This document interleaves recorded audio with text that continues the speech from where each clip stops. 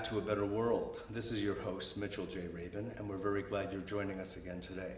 Today we're going to have another very special show.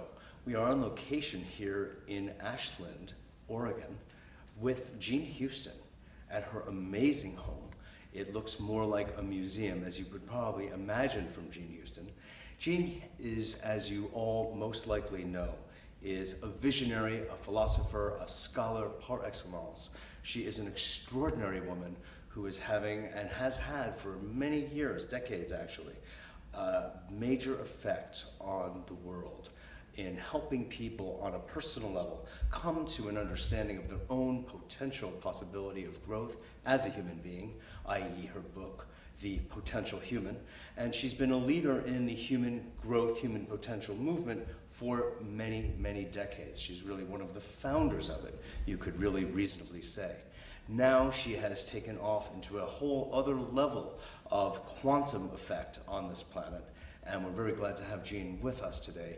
She is the founder of Mystery School, and she is really the mystery behind the mystery. So we're very glad to have her with us today to talk about what's going on in the world and what kind of effect we individually can feel we reasonably have in its outcomes. Thank you, Mitchell. And in my 250 years, many decades. You did all of this in 12. This is amazing. How'd you do it? Yes, that's it. Yes, my self-image is 14 years old. It helps. Well, you know, and by the way, the name of the book was the Possible Human. There's 25 other books, but, but that's one of the leading books. Yes. Well, you know, we are in the most interesting time in human history, aren't we? I mean, other Yes. times thought they were it, they're wrong. This is it. This is it. This is where all the fingers have really been pointed. Yes, this is the singularity in history, unique. I mean, today will look nothing like tomorrow. Tomorrow looks nothing like yesterday. Yeah. What I've called in one of my books, Jump Time, whole system transition. Everything is in transition. Mm-hmm. The world is literally up for grabs. Yes. And what we do in our institutions world, are morphing. Everything is morphing and shifting so very quickly that often we cannot make sense of it.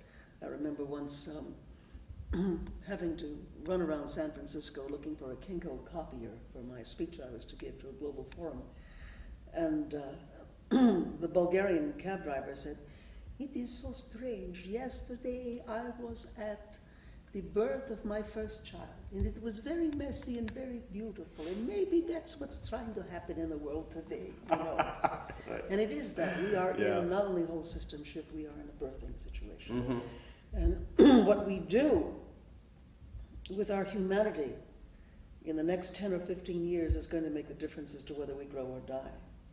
And that's why, as you indicated, what I've done is bring all that 150 years of work in human potential. It wasn't supposed to sound like that. In human development to bear upon social change. So I've created programs known as social artistry, bringing the passion, the focus, the intensity that an artist brings to his or her discipline. Yeah. But in this case, the same kind of focus and passion and training we then bring to the social canvas.